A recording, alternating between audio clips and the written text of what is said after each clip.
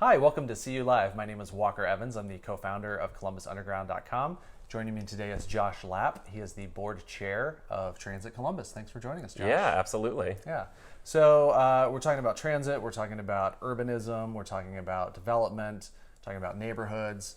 Wanted to spend a couple of minutes talking with you about some of the up and coming neighborhoods, for lack of a better word. A lot of times, over the past 10, 15, 20 years, when you hear about new restaurants or new apartments or just things, activities happening in the city, new art studios, a lot of it's been centered around, like the Short North or the University District or German Village. But those places have grown more expensive. They've grown a little more exclusive. They've filled in ways where there's less opportunity to go in there and start something from scratch. The upside of that is like a lot of it has spilled into other neighborhoods. So, you live on the Near East Side. I live on the Near East Side. What do you think of kind of up and coming areas on the Near East Side look like?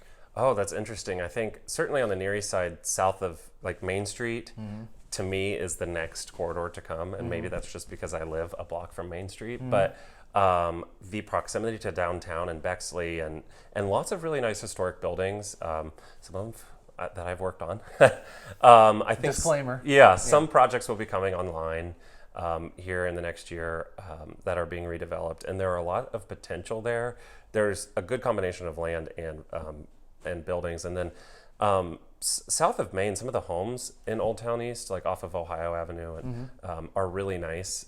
And then filtering all the way down, to Livingston and beyond, I think that especially if you go on Zillow or another site and look at housing prices and the houses that are selling, it's certainly a far cry from when I was buying my first house in Columbus 10 years ago. A lot has changed, and so I think we already seeing a lot more people moving over in those areas and homes being rehabbed and everything. So that whole kind of swath east of downtown, I think, is being transformed as we speak. Yeah, I mean, we'd be remiss, I guess, if we didn't talk a little bit about the big G word, gentrification. That's a problem. I know that a lot of these communities on the Near East Side at one point in time had a much larger population. So they present an opportunity to add more people, more businesses, more vibrancy back to them, and kind of help rebuild upon the history that was there. Yeah.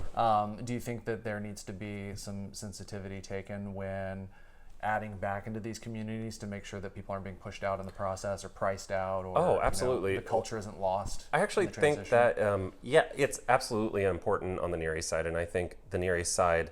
The folks that have been involved on the Near East Side have been very intentional about doing that, and we have a lot of supportive housing and permanent affordable housing on the Near East Side.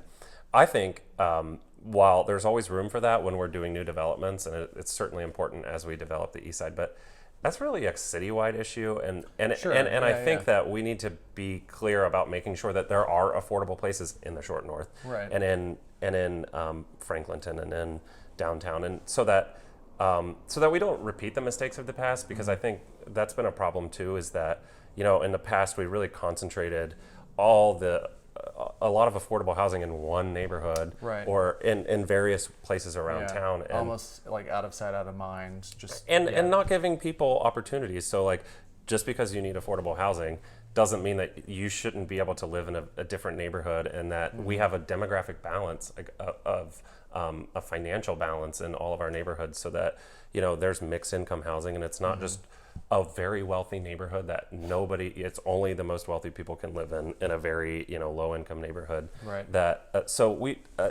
a diversity of folks is good, I think, for every neighborhood, and so we need to be intentional about that. But I do hear a lot, because the Near East Side is developing a lot now, that we need to do it there, and we do. But I do think we need to be thoughtful about saying, actually, we need to do it in the Short North too, instead of, Sure, yeah. I mean, to be honest, it's a national issue. Oh, Every it is. American city is dealing with it in some way, shape, or form. It's a structural issue, which we're hearing talked about on the national level. So yeah.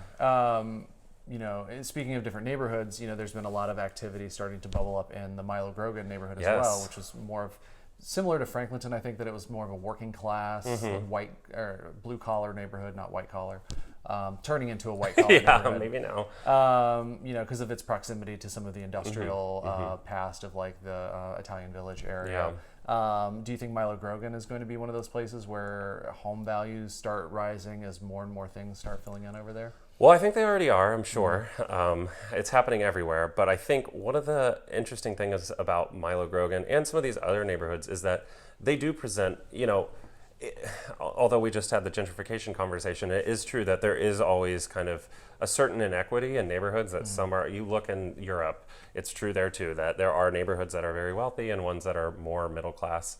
And I think that there are, that's part of the opportunity here is that, we're getting in on like Milo Grogan.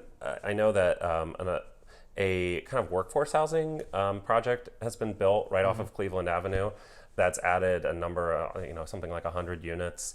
And that project is completely full. I just was told that today that, they have 100% vacancy. You've hardly even heard about that. Occupancy, yeah. And they've you've hardly even heard about that project like in the news or anything. So I think that things are happening there, and those are really good opportunities to do things that are a little bit more affordable. I mean, High Street is going to be expensive, but you can still have a really nice, solid urban neighborhood. And I think that the housing is filling in there. I hope we see more things on Cleveland Avenue because that is where our BRT line is. Yeah.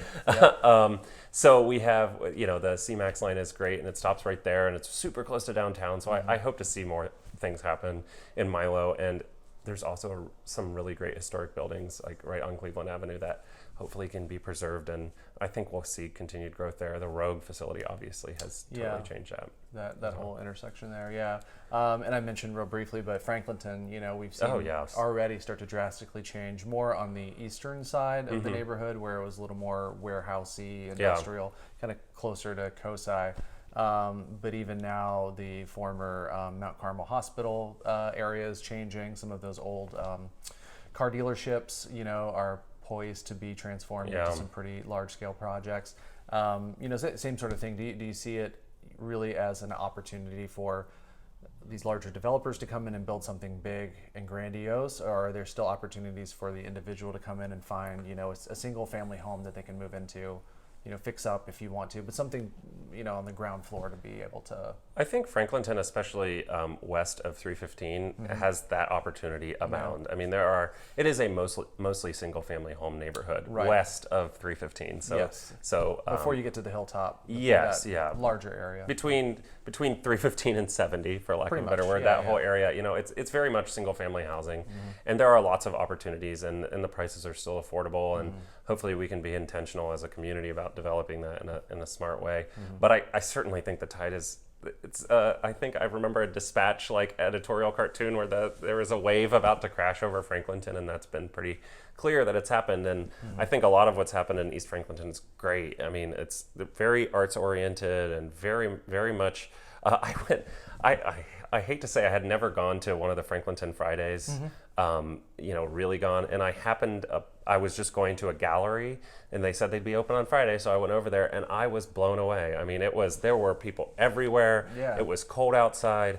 It was fantastic. And I really felt that vibe of gallery hop circa 2010. It was very much, the energy is alive in Franklinton and it's exciting. And I hope, because of a lot of those arts organizations are there permanently, that really is going to be a place that is totally transformed.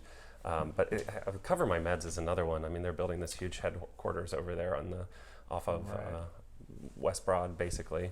So I think that we're going to McKinley. Yeah, McKinley. It's kind of up there, but and the great thing about that area is it's pretty transit oriented, right off of West Broad Street. So I think we'll see right on the bike path. Yeah, lots of. So hopefully more to come on that.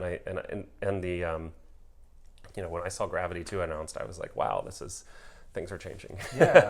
Lots to pay attention to and lots to keep up with in the future. Absolutely. Thanks for joining us today and chatting about this for a little bit. Absolutely. Thank you.